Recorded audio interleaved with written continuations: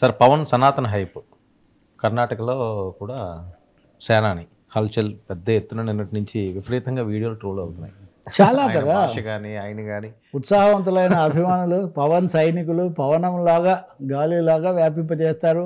అహో ఆంధ్రభోజ శ్రీకృష్ణదేవరాయ విజయనగర సామ్రాజ్య నిర్మాణ తేజో విభో విరాజ అనే అప్పుడెప్పుడో మంచి మనుషుల సినిమాలో ఆత్రేయ పాట రాశాడు. ఇప్పుడు పవన్ కళ్యాణ్ గారిని మనం అహో ఆంధ్రభోజ అనాలి. ఎందుకంటే ఇప్పుడు నిజంగా అయితే కృష్ణదేవరాయలు కర్ణాటాంధ్ర రాజ్య రమణుడు. కర్ణాటకకు ఆంధ్రప్రదేశ్కు కూడా సంబంధించిన వాడని కర్ణాటాంధ్ర రాజ్య రమణుడు. కాబట్టి ఈయన కూడా ఉడిపి కృష్ణ మందిరానికి మఠం కూడా అక్కడే ఉంటుంది, పెద్దది, చాలా ప్రసిద్ధమైంది. అక్కడికి వెళ్ళి అక్కడ వాళ్ళని పూజించి ఇవన్నీ చెప్పిన తర్వాత భగవద్గీతకు సంబంధించి కూడా ఏదో వేడుకల్లో ఆయన పాల్గొన్నారు. దాంట్లో ఆ స్వామివారు పెద్ద స్వామి ఈయన ఆశీర్వదించి సనాతన ధర్మ రక్షక అని ఒక బిరుదు ఇచ్చారు. దాంతోపాటు అభినవ కృష్ణదేవరాయ అని కూడా ఒకటి ఇచ్చారు. సో ఈ ద్విప్రశంసలు వీటితో పవన్ కళ్యాణ్ గారు ఆయన అభిమానులు నిజంగా ఊగిపోతున్నారు. సో కృష్ణదేవరాయలు కూడా అండి చాలా చాకచక్యం కలిగిన రాజనీతిజ్ఞుడు. ఆయన కాలంలోనే నిజానికి బహుమని సుల్తాన్లతోనూ ఇటు అప్పుడప్పుడే వస్తున్న విదేశీ రాయబారులతో చర్చలు జరపడం ఇవన్నీ కూడా మనం చూస్తాం. ఎనివే పవన్ కళ్యాణ్ ఒక విషయం అయితే చెప్పదలుచుకున్నాడు.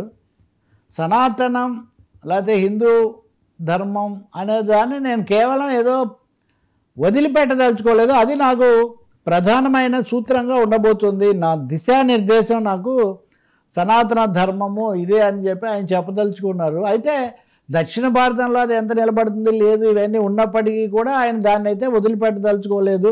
నిన్న ఆయన ఇంకా చాలా చెప్పారు. అసలు మనం ఇంకా ఇలా ఉన్నామంటే వీటి అన్నిటికి కూడా ఇదే కారణం, ఈ హిందూ ధర్మం ఈ సనాతన ధర్మానికి మనం కట్టుబడి ఉండటమే కారణం అన్న పద్ధతిలో. కానీ సనాతన ధర్మం ఏది అన్న విషయంలోనే చర్చ వస్తుంది. ఉదాహరణకు ఆయన ఇవన్నీ చెప్పిన కర్ణాటకలోనే బసవన్న ఉంటాడు, శైవం చాలా ఎక్కువగా ఉంటుంది, అలాగే రకరకాల ఉద్యమాలు ఇవన్నీ కూడా ఉంటాయి.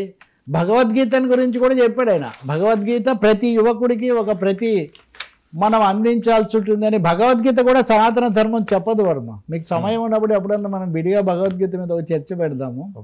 సర్వధర్మాన్ పరిత్యజ్య మామేకం శరణం వ్రజ అంటాడు కృష్ణుడు.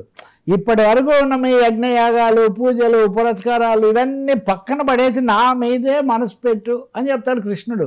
అంతకుముందున్న వాటిలో అది లేదు. కాబట్టి సనాతన ధర్మము అని మనం అంటున్నప్పుడు దేన్ని మనం అంటున్నాము?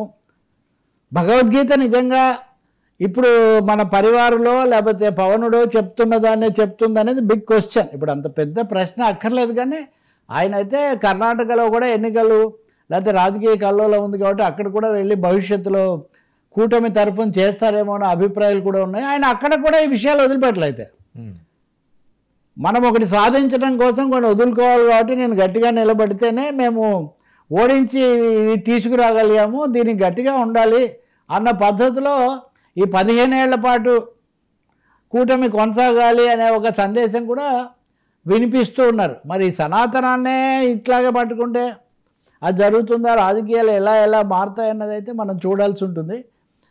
ఇప్పటికైతే ఆయన కృష్ణదేవరాయలు హరిహర వీరమల్లు కాస్త అభినవ శ్రీకృష్ణదేవరాయలు కావడాన్ని